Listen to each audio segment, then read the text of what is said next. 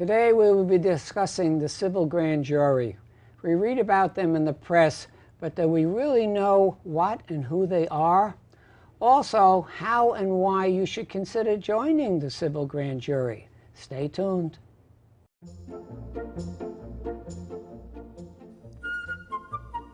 Welcome to The Better Part, a program that encompasses a diverse spectrum of topics important to our community, which we hope will both inform and entertain you.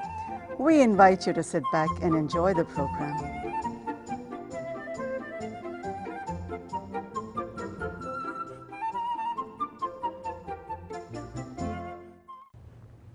Hello, I'm Phil Lenahan, your host today for The Better Part. With us today is Tom Rindfleisch. Tom has been the foreman pro tem and then the foreman of the civil grand jury from 2004 to 2006, and now has been retained by the court to train members of the civil grand jury.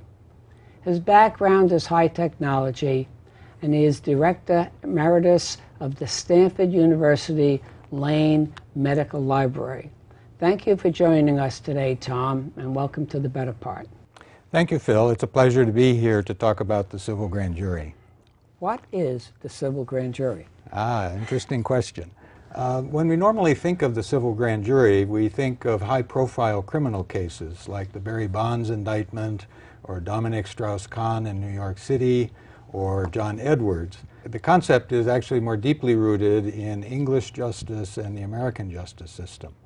Dating back to about 1215 when Magna Carta was signed, and the development through several centuries of the idea of peer justice, public involvement in government and its oversight, the ideas came to the founding of the United States in the late 18th century in the form of two juries that are part of the justice system. The grand jury, which is a jury of about 20 people, is involved in indictments and oversight of government activities. And a second jury, the petite jury, which is a trial jury, is involved in handling individual cases and making decisions about the facts and evidence in a case to arrive at a verdict. The American justice system incorporated these ideas from the very beginning. In fact, the Fifth Amendment to the U.S. Constitution, in addition to ensuring due process and preventing self-incrimination and double jeopardy, has in it a statement about the grand jury. No person shall be held to answer for a capital or otherwise infamous crime unless on a presentment or indictment of a grand jury. Does every county have a grand jury? Yes, it does. There are 58 counties in California, and each of them has a grand jury. The larger counties, because of the workload for the grand jury in terms of its criminal and its civil activities, is divided into two parts, a criminal grand jury and a civil grand jury. So, for example, in Santa Clara County, we have both types of grand juries. You report to the Superior Court, correctly? That's right. The grand jury is impaneled and managed by the Superior Court. Why is it a Superior Court? Why can't it be just a normal court? Well, the California justice system has three layers of courts. The Superior Court is the court that is basically where the rubber meets the road in terms of the justice system. Each county has a Superior Court, and they handle the processing, the trials that are involved in the justice system for that county. Above the Superior Court are 6 appellate courts that are assigned regionally, and then a Supreme Court for the state that ultimately decides cases that are contentious or have deeper issues involved in them. What are the responsibilities of the civil grand jury? Well, the civil grand jury in California has a fairly broad set of responsibilities and authorities. They are basically constituted to ensure that the management of funds, the conduct of government is optimal for the citizens of that county. They also have the authority to oversee the conduct of officials in the county or municipal governments, and can make accusations if there is evidence of malfeasance, misfeasance, or nonfeasance on the part of some of these officials. And what is the responsibility of the foreman? Well, the foreman is an interesting position. The civil grand jury is a very flat organization in the sense that in California and Santa Clara County, it has 19 members. They are all peers. And so the foreperson is basically in charge of herding cats. That means that the foreperson manages meetings, ensures that the rules of the grand jury are properly applied. They provide sort of a moral compass for the grand jury to be sure that things stay on track, that it's objective, that there's high integrity, so if there's any hint of conflict of interest or other problems within the grand jury, the foreperson helps to resolve those. Also, if there are serious disagreements in the civil grand jury during deliberations, the foreperson helps to try to find a middle ground and a compromise, if possible, so that a solution can be found. No action of the civil grand jury comes out without at least 12 of the 19 members agreeing to that action. So the supermajority is a very important aspect of the civil grand jury activities. How do you decide what you're going to investigate, and where do you get like leads and stuff for that? Well, the civil grand jury is different than the criminal grand jury, which operates or meets at the discretion of the district attorney. The civil grand jury basically decides what it's going to investigate on its own accord. It may receive complaints from citizens about things that they think are wrong with the county. They may get inputs from whistleblowers internal to particular departments. There may be articles in the newspaper, investigative reporting, and other information pieces that give leads for the civil grand jury to investigate. Or civil grand jurors themselves may have observed something in the course of their tours or visits or other activities that give them ideas for things that might be worthy of investigation. So if I'm in a government agency and I see something going wrong, can I be a whistleblower and contact you? Whistleblowers can contact the civil grand jury in confidence. Its internal deliberations and activities are totally secret, and so whistleblowers can be assured that there won't be repercussions of their having contacted the grand jury. Let's talk about some of the things that you have investigated and done reports on.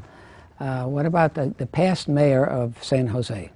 How does that process start, and how does it keep going? It went for a long time, as we can see from the headlines on the newspaper behind us here. But how does it start? Well, the civil grand jury acts by producing reports. It is not the criminal grand jury, so it doesn't issue indictments. Mm-hmm. And these reports are based on investigations that the civil grand jury conducts itself. And the reports may include evidence of misdoing or questionable activities on the part of government officials.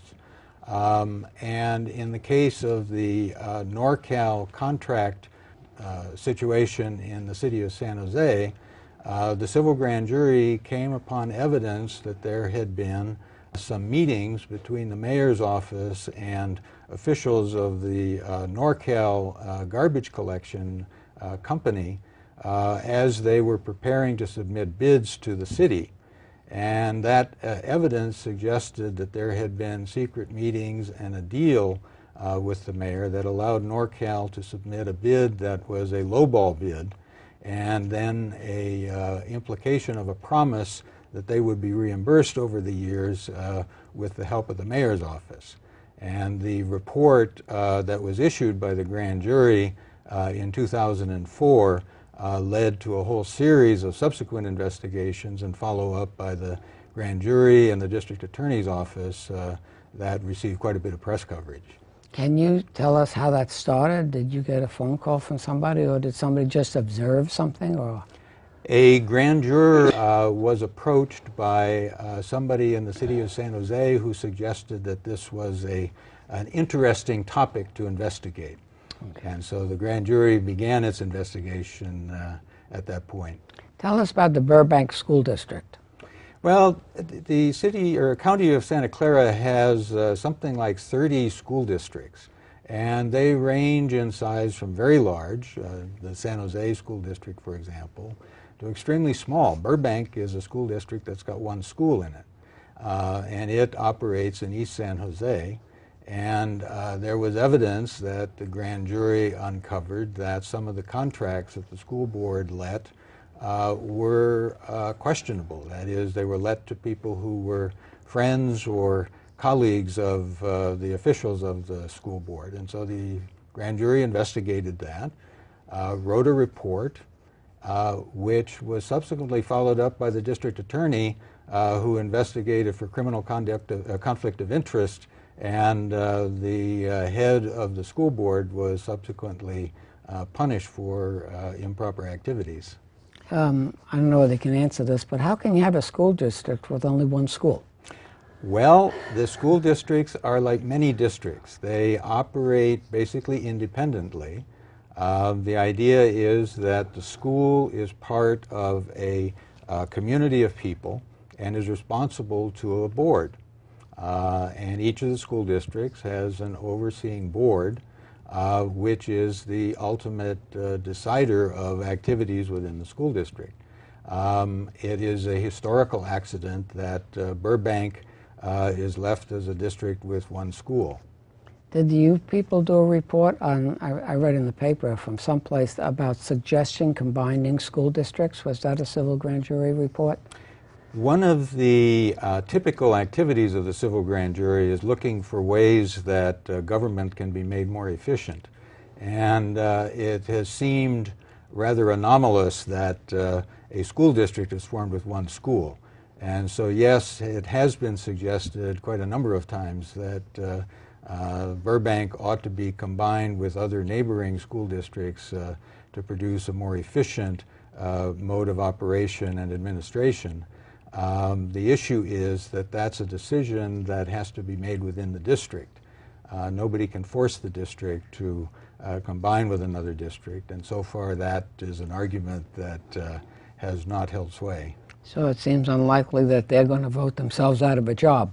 One can look at it that way. On the other hand, budget pressures sometimes make things happen that otherwise wouldn't happen. Okay, let's talk about the water district. The water district is one of about 30 special districts in Santa Clara County. California has a provision in its laws that allow for special districts. So if an activity doesn't fall neatly within a city or county, that is, there are overlaps or there are parts of California that need fire or water or other kind of management, the special district can do that.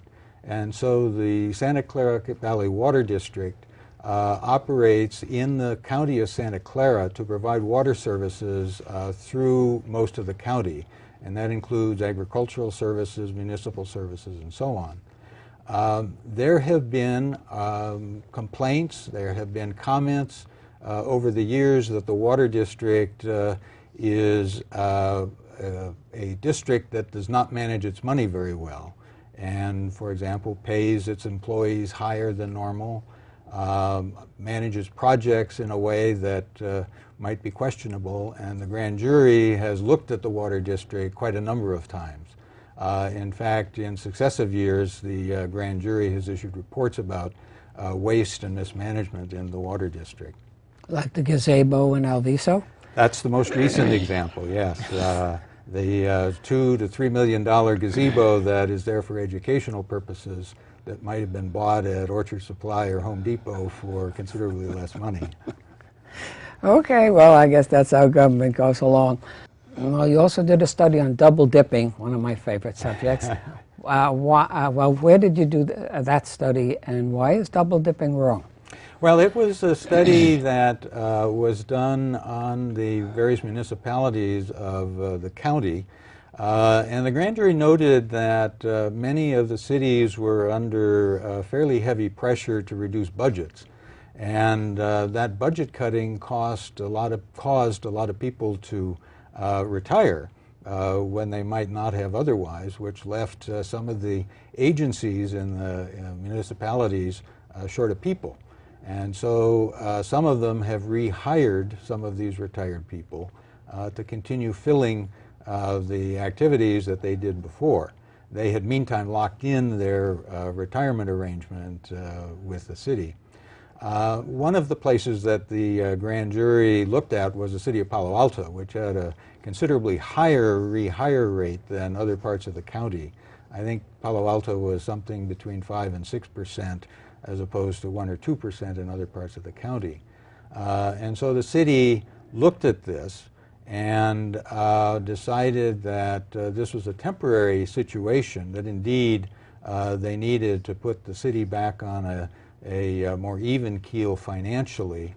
I would hurry to say that the grand jury did not find wrongdoing in this report, that is, that people were double dipping.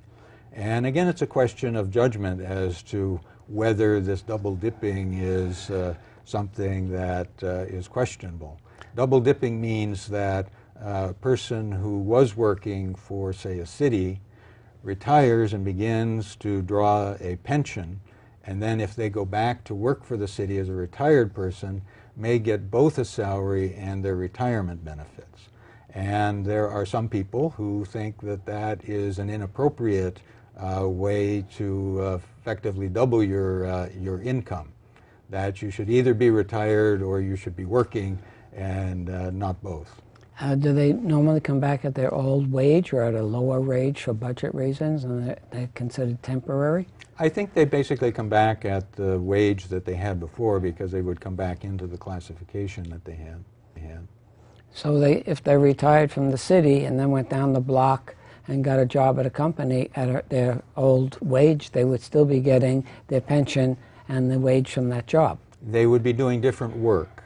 And so many companies do not allow people to both retire and draw a retirement benefits and work for the company at the same time. So again, it's a question of judgment and integrity and ethics, and different people come down on different sides of this, but that's an important part of how the civil grand jury operates, is to try to make these judgments, to be even-handed and look at both sides of the coin and try to judge what the most appropriate and effective thing is from the point of view of the public good. Wow. Civil grand jury is always focused on that last issue. How do you maximize the benefits of government for the public good? It's a sticky wicket, shall we say. It's not that clear. It's a question of judgment. How come you're not covered by the Brown Act? That is one of the unique aspects of the civil grand jury. The civil grand jury, as we discussed earlier, operates in very sensitive situations where it's important that the conversations, the evidence that's presented, the other deliberations of the grand jury not be made public. And so the penal code or the state codes omit the civil grand jury as being subject to the Brown Act. That means that the internal dealings, discussions, deliberations of the civil grand jury are all secret and are only made available at the discretion of the presiding judge of the Superior Court if there's some situation for which that might be absolutely required for a legal process. But other than the reports, which are the official output of the civil grand jury, all of the internal discussions are secret and are not subject to Brown Act disclosure. Okay, how many reports and investigations do you do a year? Typically, the civil grand jury gets about 75 citizen complaints a year. Of those, the civil grand jury investigates maybe 25 cases in some depth, and the civil grand jury produces about 15 reports a year, which cover a wide range of activities, but summarize the investigations that actually led to some substantive set of conclusions. Are they available to the public? Indeed they are. The reports become part of the official court documents. These are all reviewed by the presiding judge of the Superior Court and the county council. They are recorded at the county clerk's office and at the state Secretary of State's office. They're made available to the media. They're made available to public libraries. They're of course sent to the people who are the subjects of the reports. And they are probably more importantly these days all put online in full text and are indexed in the various search engines so that they're easy to find for future reference. But they're also on the Superior Court's website. Okay, now you tell us what you do. Now explain to us why anybody would want to volunteer. You know, how much time does it take? So the civil grand jury is dependent very heavily on having people who volunteer for the grand jury who have a very strong community commitment, who have the resources and experience to contribute to the grand jury in terms of objective investigations, and the grand jury can't function without that. As you mentioned, the service on the grand jury is a volunteer activity. Every February or March, the Superior Court solicits applications from volunteers to serve on the civil grand jury for the next year. And these are reviewed by the presiding judge and the sheriff's department in terms of prior activities that might conflict with being on the civil grand jury, and then the decisions are made at the end of June. Typically, service on the grand jury involves on the order of 20 hours a week. So it's not a trivial commitment of time, but it is something that's very rewarding. And how much do I get paid? Are there big bucks in being in the grand jury? They're very big bucks. Paid $20 a day, and you earn every penny of it. Working on the civil grand jury is one of the best ways to get educated and learn about county and municipal government in a level of detail that you don't encounter in normal everyday activities. And so it is an activity that requires dedication, requires commitment, but also has its substantial rewards. What's the best way to contact the civil grand jury to find out more information? The best way is to look at the website. The Santa Clara County Superior Court has an extensive website for all of its activities. And the URL for getting to the website is fairly long and complicated, as you can probably imagine. And so the easiest way to find it is to look on Google or Bing or one of the other search engines for Santa Clara County Superior Court Civil Grand Jury, and that will lead you to an appropriate website. And the court website has past reports, has lots of historical information about the civil grand jury and suggestions about why you may want to volunteer and what the criteria are for volunteering. Do you have any closing remarks you'd like to make to our wonderful viewers? Well, I would strongly encourage people to think carefully about volunteering. As you mentioned at the introduction, I'm a technologist. I spent something like 40 years working on my profession at Stanford University in the Jet Propulsion Laboratory. And as I volunteered, I decided to try to give something back to the community. And I found the experience very enlightening. First of all, I want to say that I think we're fortunate here in Santa Clara County to have a government or set of governments that are very effective and very well run. That doesn't mean there aren't ways to make them better. Well, Tom, thank you for joining us today and sharing with us your comments on the civil grand jury and giving you a little pep talk for why people should consider joining it. Well, that's it for another issue of The Better Part. We hope we will see you next week. Thank you.